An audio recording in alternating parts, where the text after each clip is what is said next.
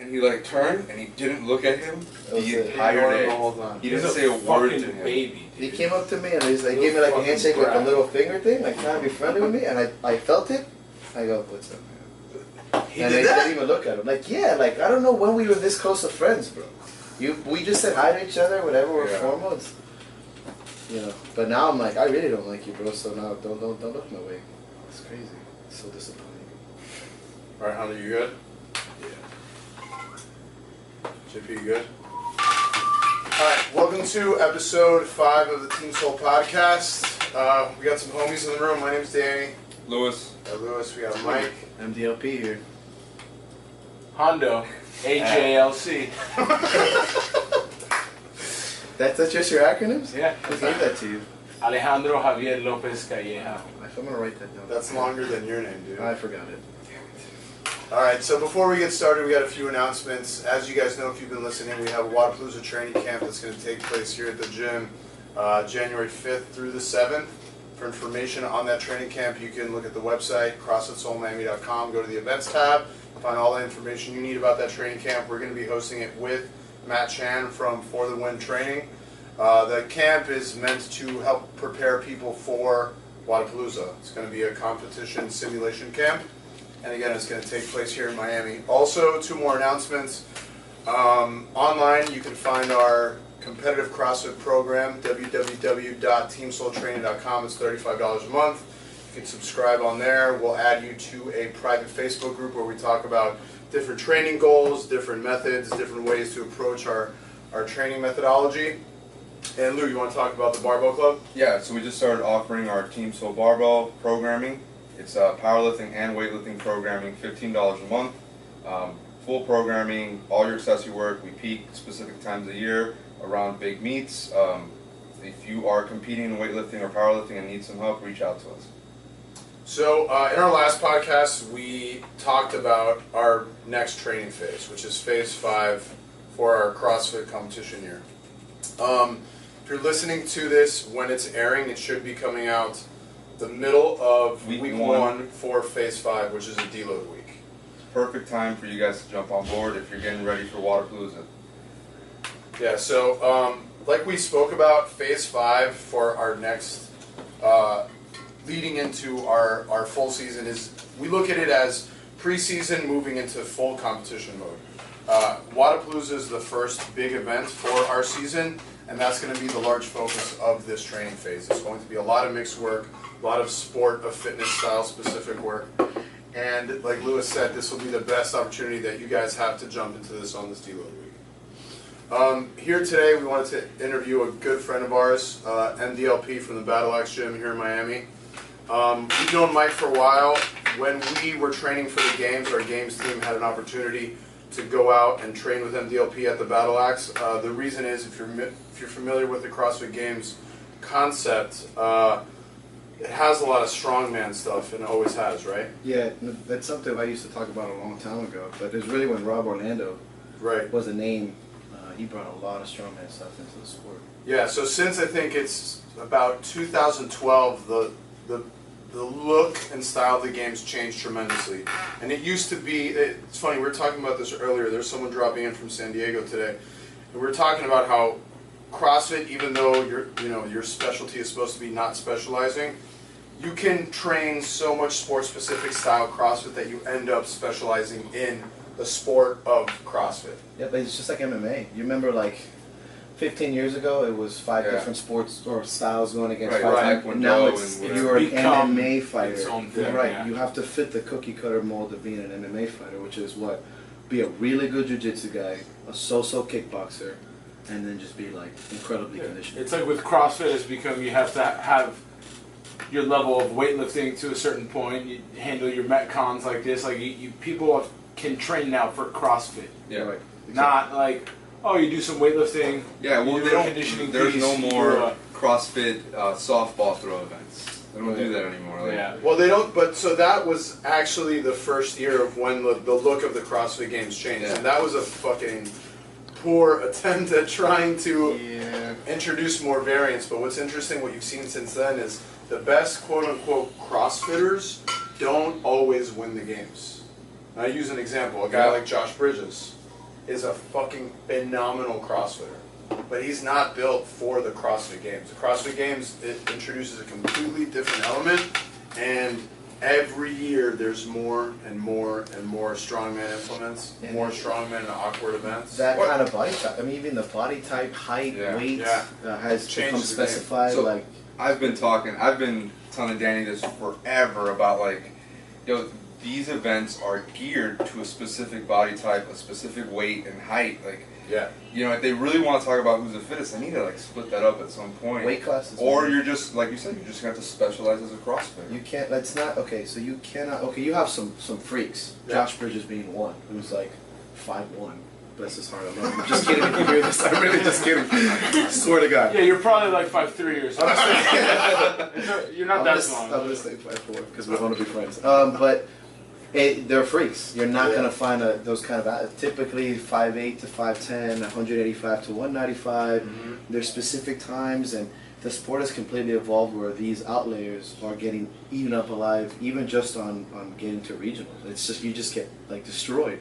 When back in the day, you have a fighting chance because how many Metcons were there, how much running was there, now it's really not there, where odd objects are pretty heavy, man. Like the yoke is, I mean, I'm not going to put this in a strongman perspective, but a 500-pound yoke is a 500-pound yoke after you've run freaking 6 miles a day. I died. You did Murph on fucking Thursday and snatched it. And it's you got mass moves mass inherently, and if it's 185 pounds of muscular mass, you will absolutely decimate odd objects. You will be really good at it. But if you're 145 and 5'2", man, you know you're gonna have to work harder. Which you see the drop off in strength ratio and endurance by the last day. You just can't hang. You're too tired now. What the big man does easily, you have to work 3 times as hard. That's kind of what I've been seeing in the sport. But right. So as far as athletic endeavors, in the last, I guess I've been a martial artist for over 15 years. I was a Muay Thai fighter originally. After Muay Thai fighting, it's kind of where I started branching out into things that I wanted to do. I played rugby for 2.5 years. Go Miami Tridents. Fuck the Bumblebees. And then I got a Don't get me started on the Bumble. HAC. Yeah, I wrote it down so I wouldn't forget your acronyms. I got into powerlifting, strongman. Obviously, that came with a lot of strength training. I'd been already training clients for a long time. You did a little bit of CrossFit too, right? Absolutely. When I was fighting, well, see, CrossFit back then was very good for fighting. Because the heavier weights and the weightlifting. Not that lifting weights is bad for fighting. It's just that you got to pick your cards. And when you're getting punched in the mud for 4 hours a day and running, I couldn't, like back then 225 for reps was a typical walk. Now it's like 315. But yeah, I did it at the Cube, and I would wake up at 4 in the morning, train Muay Thai, bag work, go do CrossFit, and then I would do it at night sometimes because most of them was military training, which is what I was doing every day. Kettlebell. That's where I learned really how to do some different movements. But so I did CrossFit for a while as well, which is kind of the reason why I'm a little opinionated about it, just because I put my time into the sport and the community, but at the same time I've also seen it evolve for a long time. I just didn't start watching it 2 years ago when everybody got fucking free shoes for volunteering. I actually was at the beginning. I remember back then their form was really ugly looking. This is what, like 2008 through 2010? At least like that. I would say 9 to 11. 10, 11 is when I really looked at it. I was at 24 Hour Fitness, and I looked up, I don't know how, oh, you know what I was looking at? Training gymnastics. And remember YouTube back then sucked dick. And something came up with like a guy doing like some gymnastics and then running at the same time. I'm like, what is this? Who does that? And they went to the site where it was like literally like a beige color, and on the side had all the lists, and I was like, oh, you remember? And the little links were blue. That's OG. So if you guys never seen that, you're a liar. And I saw, oh, certification. I'm like, great, this will improve my, like, I love this. I love running the mile and then doing push-ups. I'm like, certification 1,000. I'm like, yeah, fuck that. I'm just going to look up your workouts. And then, in that essence, that's kind of what I started doing. So fighting, especially martial arts, which I would say is the foundation of my mental part of training. And then opening up my own gym and strongman because I felt that, well, really there was no strongman. And then thus... There still is none. Yeah, not true. Not in this city. And I'm kind of really, that's really great for business, but I'm really proud that at least I was the first one to start that here, like, for real. So. We had a drop in yesterday who was one of your clients. We were talking a lot about strongman, and I was like, why don't you just train down in my gym? I'm flattered you want to come here to train, but if you're in Miami, that's definitely the only place to go. And she actually, it's a funny story. It's almost the same speech. Like, she lives far away from me, so she comes once a week, and she's like a single mom and a national champion. Her name is Z, and she's a beast. And I hate giving compliments, so I hope she doesn't hear this. But she told me, she's like, oh, I'm considering training at Soul. I'm like, I don't see why you wouldn't, because there's always, and I'm not doing this to kiss ass because I'm on the show, because I'm not like that, but there's always active, really good fucking athletes here. Like middle of the day, early in the morning, that's a fucking rare thing. Just walk into a gym at 11 a.m. and be like, oh yeah, this is just a random chick that can squat 315. That's fucking nuts. You know, that's pretty cool. So I'm like, yeah, go there so you're not alone. So you're pumping those. She's definitely a good fit. Yeah, she's cool, man. Takes care of shit too.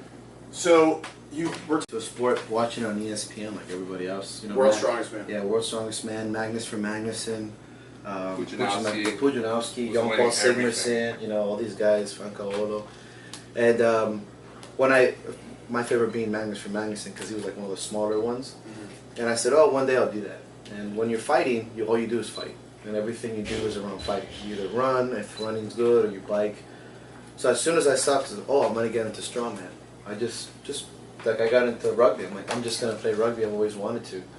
And back then, I bought some chains. I found an empty keg, a really light, shitty tire. And I used to do farmers with kettlebells hanging from chains, and I wrapped that around dumbbells. And that's how I would do farmers carries, because I didn't even know that you would be... Back then, those implements were being welded. There wasn't like a Rogue where you can buy these things. You have to find some guy. So I just created that. I'm like, cool, you know, and then that's kind of what the introduction to strongman, like the desire. All self-taught.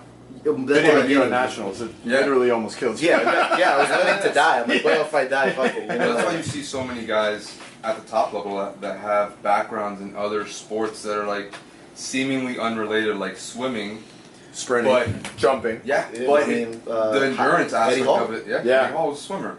So you know, CrossFit is not Eddie that Hall background. does for not strongman. look no, like a swimmer. it's like, I would say, I always used to tease it back in the day. I'm like, well, CrossFit's just like the little sister of strongman. It is. Everybody's like, ah, I'm like, well, that's not really a disrespect. It's not a diss. It's just, we take what you do, and then, okay, so we just can't go as long as you. Yeah. Our distance is small. So we maximize everything because, and then going back on your previous point, is that everyone thinks everyone's a super heavyweight. I'm like, no, man, like, I've gotten close to 300. It was a terrible time in my life.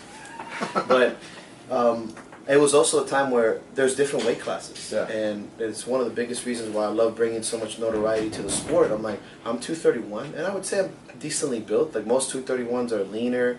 They look like a bunch of running backs. The 200 guys are fucking...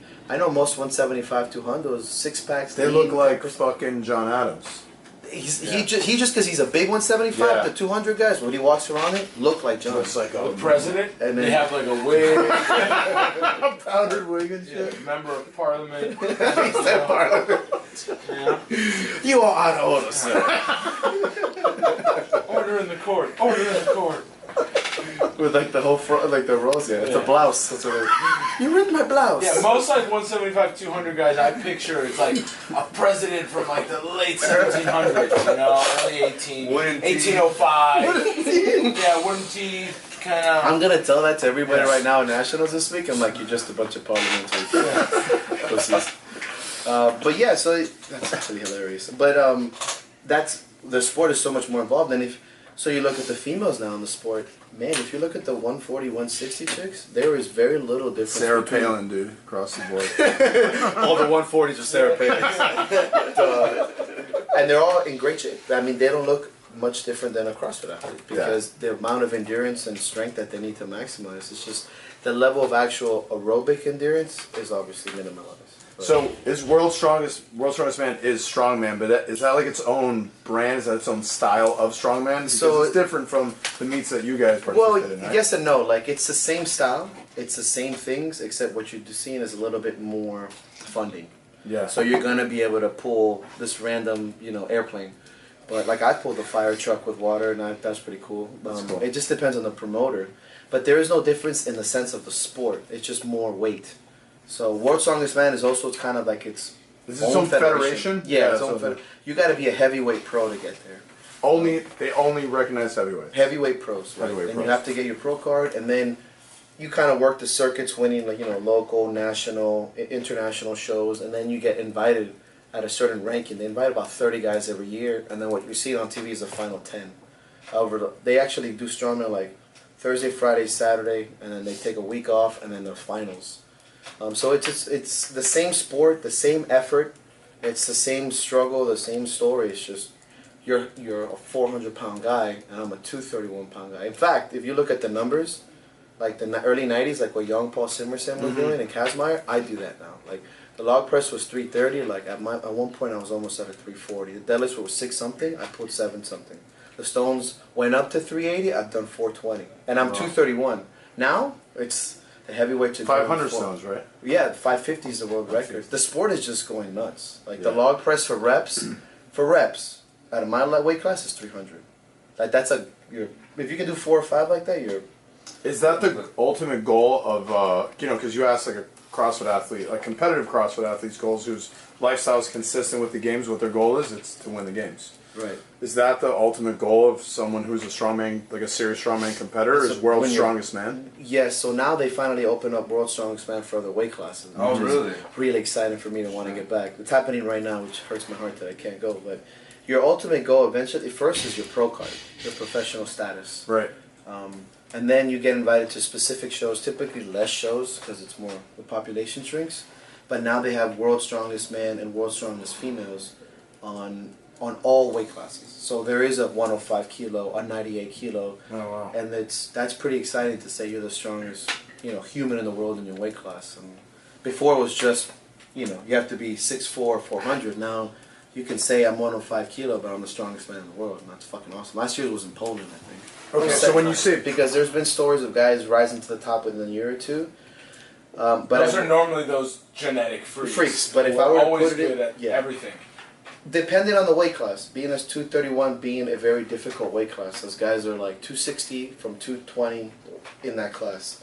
You're looking at a 4 to 6 year journey, on average, to somehow maybe get a chance to get to your pro card ability. Within those 4 to 6 years, if you survive,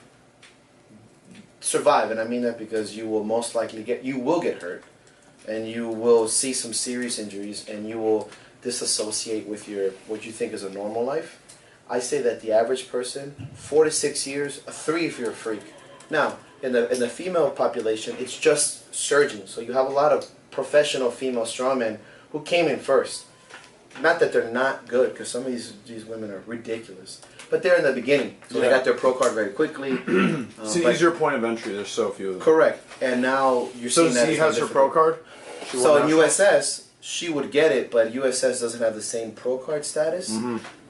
So she's considered a national champion and is now gifted a spot into these kind of big levels. But being a masters athlete is kind of wrong. It's not the same thing as the Open, right? Yeah. What does like a beginner's training look like when you go to get into that sport? Like, if somebody who's done some CrossFit. Yeah, this is a good question because Mike gets people coming from CrossFit. You get people from powerlifting. Yeah, from any sport. Somebody who has a simple, any kind of athletic background. They did football in high school and they want to come and sign up and want to be a strongman. Yeah. How do they start? What 5-day on-ramp group class? All right, so I'll put this into battle axe terms. Because I don't know the answer to that. I don't know how to start. This is my favorite part, talking about myself. So the first day in my gym is an invitation day to see if I actually like you. So the see gym if you're a bitch or not. Yeah, basically, world's strongest bitch. It's actually a feeling out process to see if you are the correct character type for the gym, and that means are you coachable? Can you take jokes? For real, bro. Yeah. Can you take for real bad jokes? But are you coachable? Do you work well with others? Do you listen? If you pass that particular part, then the rest of your training continues. Because I really don't care how strong you are, but if you can't listen and you're kind of hard-headed, first of all, we're gonna fight. Second of all, it's not going to work well because everybody in that gym, it's a community, it's a culture, and you cannot let a cancer into your culture. Yeah. It'll destroy the gym, it'll destroy the image, and it's a cancer. It's destructive. I've seen it. I've been in this business for a long time. We've learned that the hard way many times. Yeah. But I've seen it happen because I've been in the gym business for, going on 9 years now. I started 24 like everybody else, then I branched off into, I've seen it in martial arts gyms, the same shit. After that process, your basic is 3 days of powerlifting basics, and then 1 day of events. So you have like a press day, a lower body day, a pull day, and then we run events. Very light. Events meaning things that we find in strongman, like implements, like the yoke, the stone, the log, the circus number. And it's the first ones are very simple. The log, the stone, and farmers. You do a pressing event, which involves triple extension, the same kind of biomechanics as a stone, a loading, and then you run into moving. You do farmers or yoke or sandbag carries. Very light, very modified. And the other 3 days until you get pretty elite is powerlifting. You do a squat, you do some sort of overhead press, a strict or bench, or both, but mostly bench is tertiary. And then you do a pull day, which is, it varies. It can be from Swiss bar to farmers to deficits. It's always at a kind of undulating periodization process where we kind of go up and down, up and down, up and down, because pulling constantly heavy is stupid.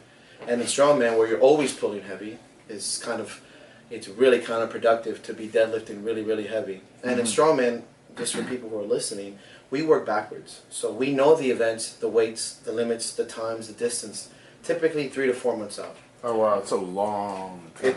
It's amazing. It's just great because then you have no excuse for being a piece of shit. You show up to the day, you're like, well, you knew, motherfucker. Like, why are you not here with your... It also sets, like, it makes it more spectator friendly. You can watch people crush. They've had and they months go, of they kill practice. it. Yeah. And then you have that kind of like this hunger because you can see what's in front of you and you work backwards. So if you know the yoke is 600 pounds, which is pretty average for a typical middleweight weight class. So we work a percentage system based on that, and we run a kind of, again, undulating periodization where you do, but there's the difference, and some guys that are listening and maybe get really geeky, is that strongman has max distance, or max time, or max reps, or max weight. So there are so many variables, and I think coaching, just like I'm sure coaching CrossFit to you has probably made coaching powerlifting so much fucking easier because you're like, oh, 3 lifts, and it's for max, it's no problem. When you're looking at, okay, what is a running distance going to do? What is your lactate threshold going to be after this? And considering that going into a max effort lift, right? So if we might do the yoke, if the competition is 60 feet, we might run 80 at a lighter percentage. So we vary things like that. But it typically breaks down to, 3 days of relative strict static lifts. And then as you get closer to comp, you get more sport specific, like anything else. That's your general plan for everyone at the gym. I'm gonna say that's pretty general, and then, as any good coach should do, you should write prescriptions for weaknesses. Right. You identify the movements. Typically, a good strongman movement to identify weaknesses is the yoke. You have an actual loaded movement event, which 90% of people are garbage, and your 10% athletic people are just gonna crush it. And then you start to pick apart on the fundamentals of accessory work and what lift is gonna improve this lift and all that kind of stuff. So. But for the most part, you're going to see this very straightforward at the beginning. And it's mostly proven wrong because powerlifting sucks, and it's in the sense of it hurts. Like you got to work. Strongman sucks too, and if you're not willing to put a month of hard work and dedication and discipline, then you're probably not going to last in anything. How much of your training revolves? I guess that's case to case and very for you, at like the height of your before your big injury, which we'll get into in a second. It's going to change depending on where in the year you are. So at one point, see the beauty, strongman's a sport at a high level. It's a sport of pain. Yeah. And so you start to specify 8 weeks out from a comp, everything powerlifting becomes very minimal. Powerlifting becomes the accessory. Event becomes the focus. So I'll tell you an example. I don't think I remember the last single squat I've had in maybe 3-4 years, because it's meaningless. Who really cares how much you squat? Doesn't matter. I tell you what, my 700-pound pull was. It could be an event though, yeah. You could have a only squat because event, right? but it's only typically it's like a tire squat or something. Yeah. If that, but then you're gonna squat similar to what you're squatting, event, right? So off a pin or You'll blocks never or whatever, see a right? max bench or not never, but very rarely where you see these movements. Again, it's working from the specification of the event. So. Very rarely will you see a max log or a max circus dumbbell. You will train it accordingly, and I can't have numbers that I've recorded, but the last time I did a heavy single squat was a 535 paw squat sometime last year in E-Rams.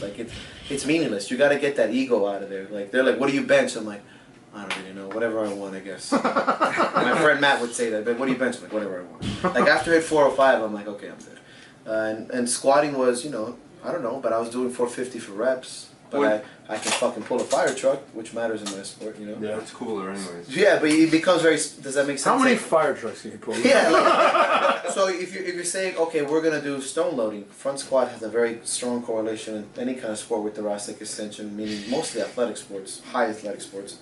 Okay, so I'm building my volume based on that. You know, I'm doing 475 now for reps, and as I get closer, the weight starts to drop on the conventional lifts and starts to rise on the implements and sport specific. So And your actual power